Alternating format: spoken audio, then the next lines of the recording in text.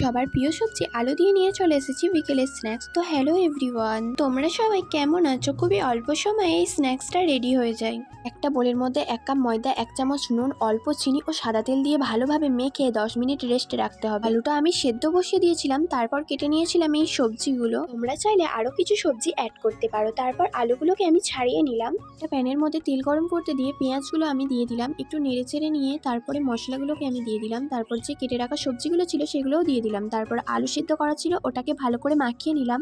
ছোট ছোট লেচি কেটে আমি রুটির মতো করে বেলে নিলাম। আমি একটা এরকম টিফিনের মুখটি নিয়েছি, তো তোমরাও এরকম ভাবে আমার মতো করে ঘুরিয়ে ঘুরিয়ে কেটে নেবে। তো খুব সুন্দর একটা রুটির মধ্যে 4টে হয়েছিল, বড় বড় করলে আরো অনেকগুলো হবে। তারপরে একটা ছোট্ট রুটির মধ্যে আলুর পুর ভরে যেরকম সিম্পিটা হয় সেরকম আমি শেপ দিয়েছি। তোমরা চাইলে অন্য শেপ দিতে পারো।